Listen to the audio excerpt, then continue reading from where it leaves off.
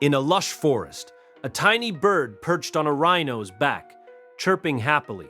"Why do you stay with me?" the rhino asked.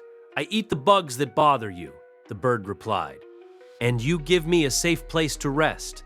The rhino nodded, understanding their bond. Nearby, ants and acacia trees shared a similar pact.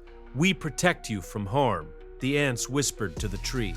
"And you provide us with sweet nectar," the tree rustled back.